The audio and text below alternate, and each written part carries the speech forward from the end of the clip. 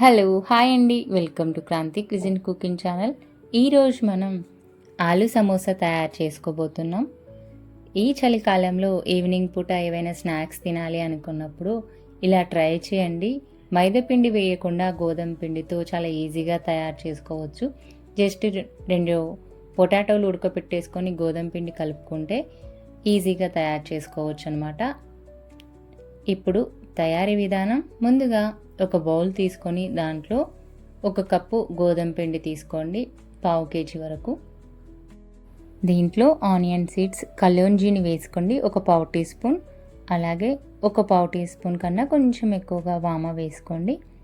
అలాగే 1 పావు tea spoon salt వేసుకొని 2-3 టేబుల్ స్పూన్ల ఆయిల్ కూడా వేసుకొని ఇప్పుడు వీటన్నిటిని ఒకసారి మిక్స్ చేయండి బాగా.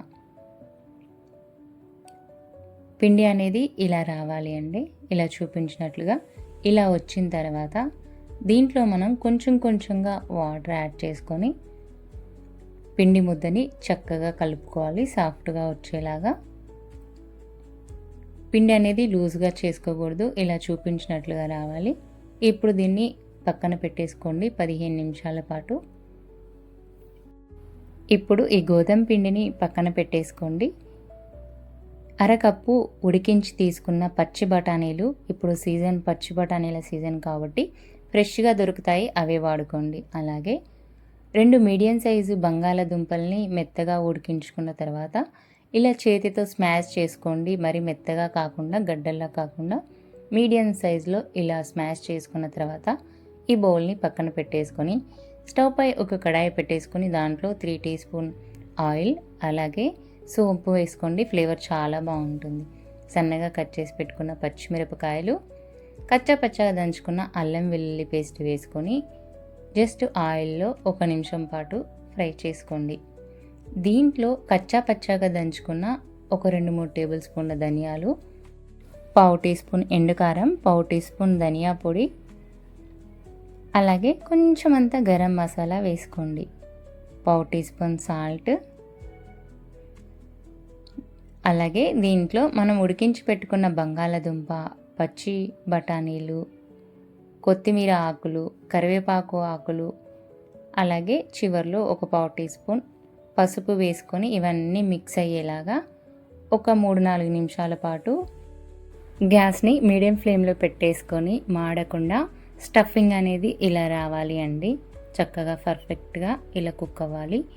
మనం కలుపుకున్న పిండి ముద్దలోంచి ఇలా మీడియం సైజు పిండి ముద్ద తీసుకొని ఇలా పొడుగు ఎక్కువగా ఉండేలాగా చపాతీ చేసుకొని దీన్ని మధ్యలోకి కట్ చేసుకోండి.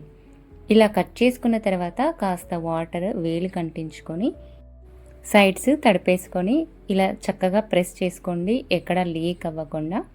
మనం వాటర్ పెట్టాం కాబట్టి తొందరగా ఊడిపోదు. ఇప్పుడు దీంట్లో కొద్దిగా స్టఫింగ్ పెట్టేసుకోండి, మరీ ఎక్కువగా పెట్టకుండా. ఇలా స్టఫింగ్ పెట్టుకున్న తర్వాత మళ్ళీ వాటర్ తీసుకొని ఈ సైడ్లు కూడా కవర్ చేసుకున్న తర్వాత ఇలా చూపించినట్లుగా మడత పెట్టేసుకొని ప్రెస్ చేసుకోండి ఊడిపోకుండా. ఇలా చూపించినట్లుగానే మిగతావన్నీ చేసుకోండి. నేను ఇంకొకటి ఫోల్డింగ్ చేసి చూపిస్తాను. వెనక భాగంలో చిన్న మడత పెట్టేసుకొని ఇలా గట్టిగా ప్రెస్ చేసుకోండి. చూసారు కదా, పర్ఫెక్ట్గా సమోసా షేప్లో వచ్చింది. మనకి ఇన్ని సమోసాలు వచ్చాయి.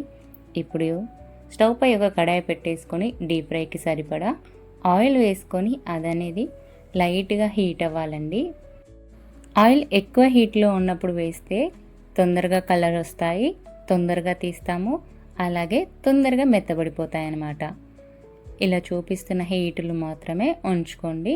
ఇలా నెమ్మదిగా హీట్ అయిన తర్వాత కాస్త కలర్ మారిన తర్వాత రెండో వైపుకు ఇలా తిప్పేసుకోండి. ఇలా తిప్పేసుకొని 7-8 నిమిషాల పాటు ఫ్రై చేసుకుంటే ఈ కలర్ వస్తుందన్నమాట. ఇలా వస్తే సరిపోతుంది. ఇప్పుడు వీటిని మనం తీసుకొని టిష్యూ పేపర్ ఉన్న ప్లేట్లో వేసుకుందాం.